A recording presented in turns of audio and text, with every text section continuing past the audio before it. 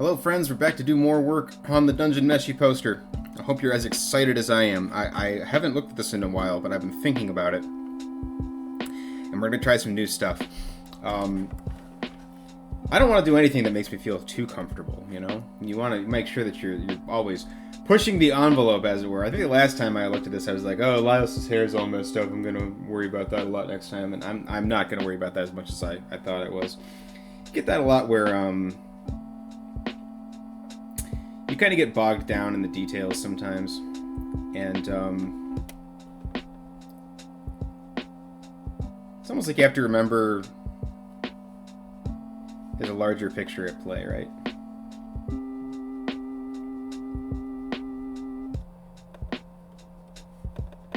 And we're gonna do a lot with color later too, so I'm not gonna. This is the worst thing that I have a habit of doing with hair. And like I said, I'm exploring new ways to do hair as I continue my journey as an artist. And one of the things I started doing is doing hair like just with color, and not bothering to do ink lines on it at all, which is cool. But that is the kind of thing that resulted from me overworking the ink so much on hair and not being able to get it to a place that I liked. And then coloring over it with color and you know, essentially just throwing away a lot of work. So now, it's like if I'm going to do that anyways, I might as well just put in something representational, and maybe I can work it a little bit more later if I want to, but it's not the end of the world if I don't. So either way, I'm going to come back to it and do more on it. Alright, Marcel's staff, which is something that I put a lot of cool detail on kind of haphazardly with an eraser. We started from the foreground of the image, and we're kind of working our way back. I'm going to do some more block blacks in the foreground at least, and probably in the background as well. I've been reading a lot of One Piece. And Oda does a lot of work with black like that I really like. I've mentioned in the past that like Mike Mignola is somebody also who I was... I have idolized as an artist coming up in this. And obviously, you know, Mignola, famous for his heavy ink. But it's almost like I wasn't ready for it when I tried the first time. And I feel a little bit more... If I had to pick one area of my art that I think needs work, it's definitely the ink. And so... that's something that I'm trying to be conscious of as I'm working on these things. And there's so many things, so many disciplines in art to master that you can't tackle them all at once, right? That's kind of the weird, funny thing about drawing in general, art in general, any kind of like visual media, right? Is people think that people, and I mean, I really do mean people. I don't just mean like, oh, the uninitiated. But like, you know, artists think this way too, and it's difficult sometimes to break it down. But you think about it as being like drawing. I draw. But how many different aspects are there to like making a piece of art, to making a piece of comic art? Comics especially, because there's that whole sequential angle that is unique to the medium.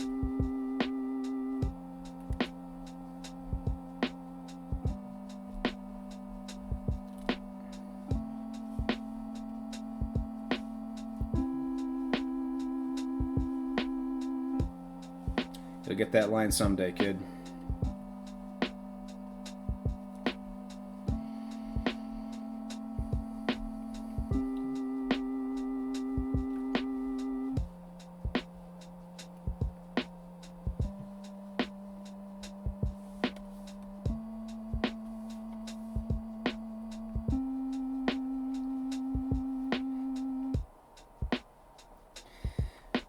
So there's certain famous comic artists who are famously not good at drawing certain appendages. But what I think is the funniest thing, because it's like, yeah, hands and feet, sure, those are hard. And yeah, there's a lot going on both. But specifically, like, hands holding things and feet standing on things, right? There's so much going on. And I'm not sure I'm doing a great job right now, which is kind of why I'm talking about this.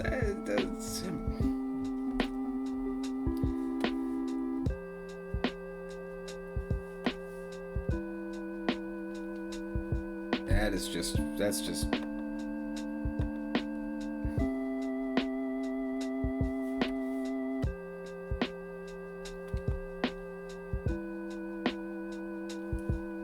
Marcel, did I do something terrible to your hands?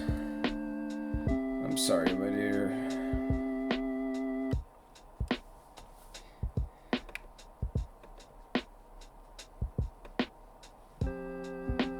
Yeah, that's better.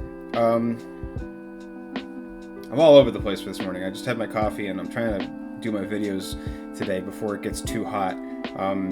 Last session I did, I think I mentioned it a few times, I recorded on the hottest day of the year, and today I think is going to be the second hottest day of the year.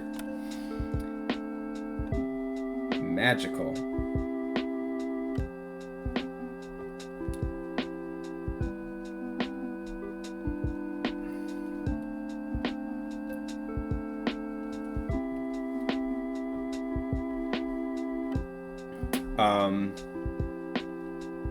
Hands and feet, right. So there are certain artists who will remain nameless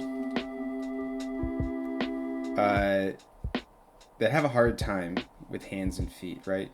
Certain well-known landmark artists who are at the legacy stage of their career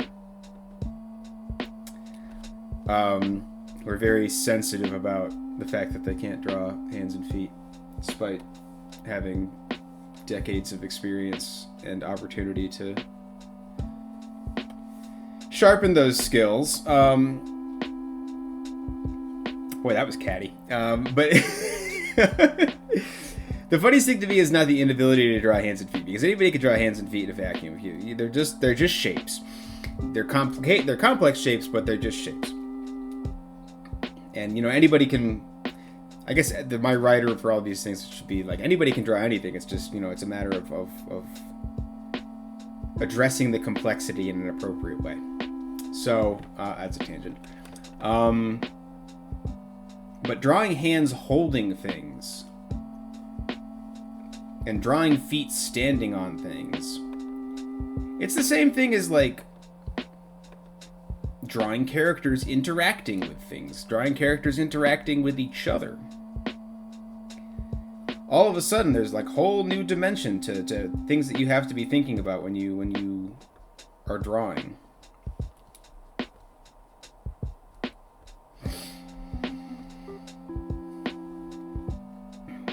It's easy to draw things in a vacuum, and it's a little bit more difficult to draw them interacting with things.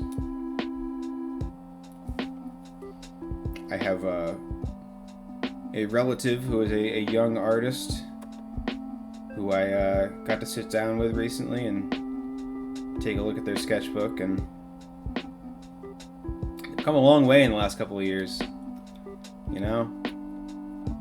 just from, and that's one of the things that I noticed is like they've stopped just drawing their OCs and they're starting to draw like their OCs interacting with each other. It's like, well, that's cool. That's a cool step that you're doing there.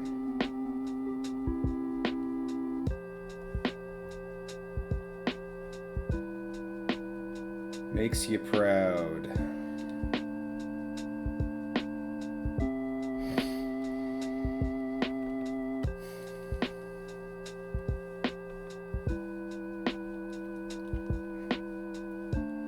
So we're just knocking through inks this week. We'll see how fast I managed to do it. Brush is a little thick.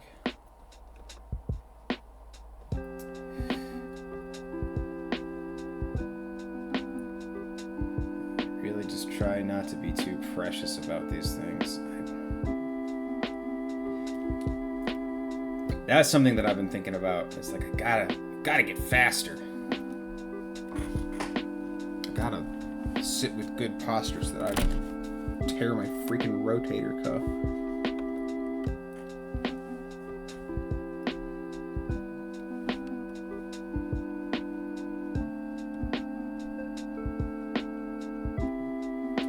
But speed, right? Speed.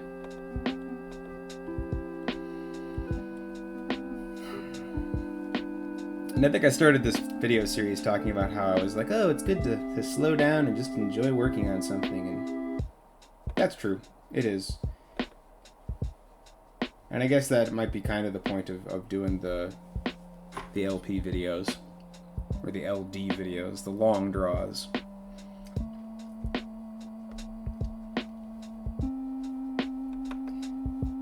But you know, I talk a lot about trusting your pencil.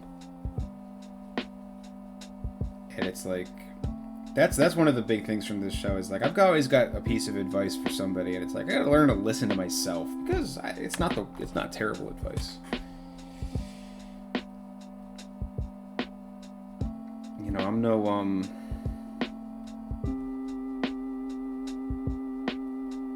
no expert, but I do alright.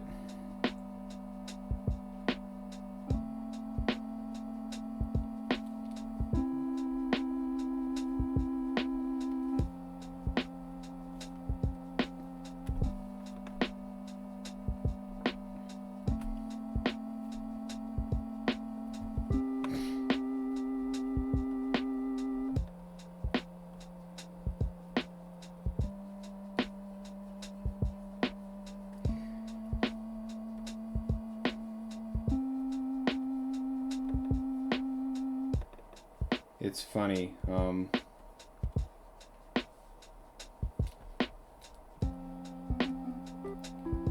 as I was losing my train of thought a lot today. Oh boy, that's not great.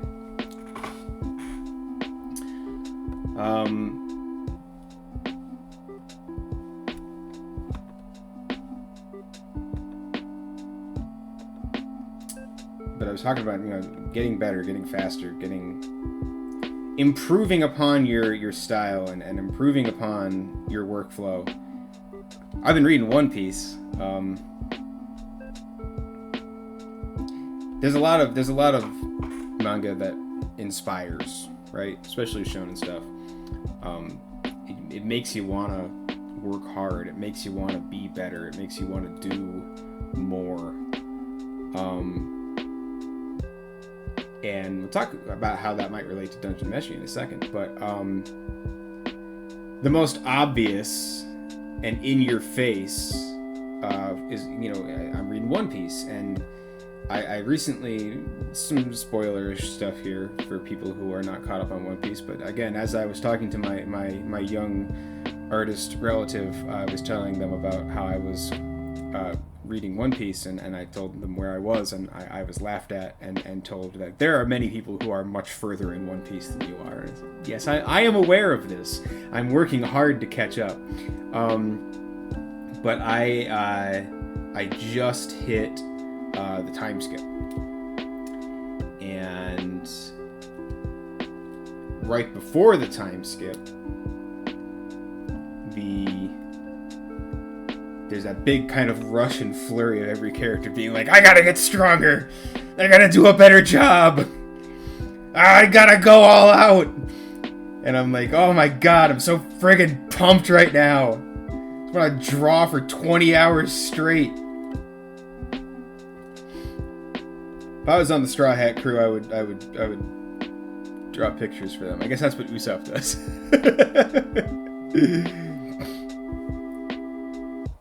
It's Usopp who draws the flag, right?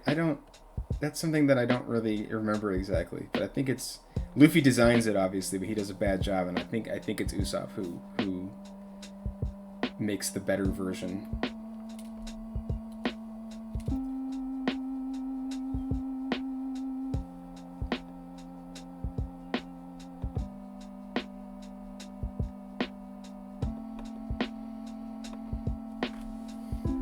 Look what I did here.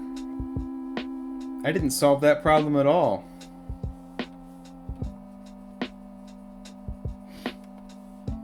Trust the pencil except in the places where you just didn't do it. That's good enough. You can always come back and do more if you need to. I gotta make sure the ears are the same because I'm doing them on more or less show style. Alright.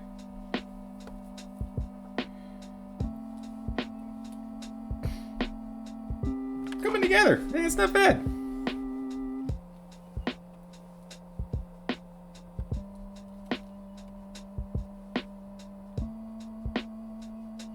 But to relate this, okay, I'm so sorry, folks. I keep dolphin braining like a madman today.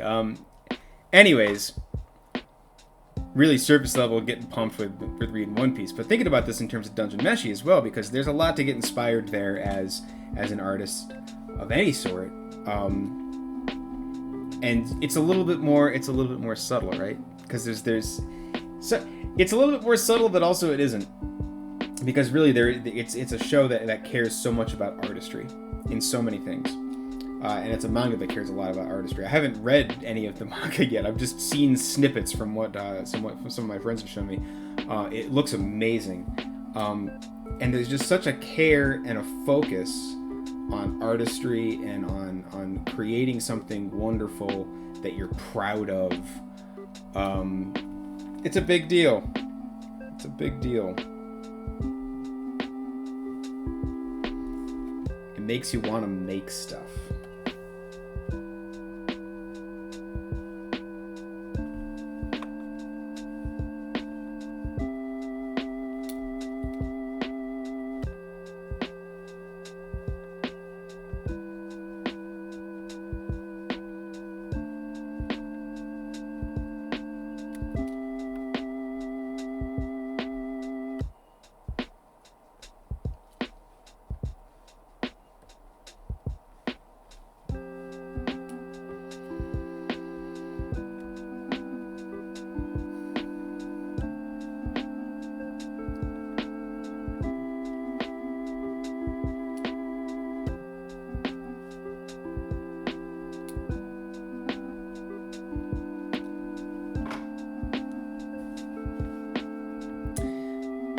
Something kind of funky going on with the cloak here. I'm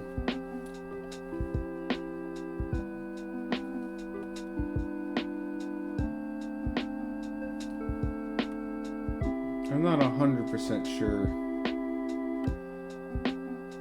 what I was thinking with that. But I'll figure it out next time. Alright, that's going to be it for today. Stick around for the plug, and I will see you next time.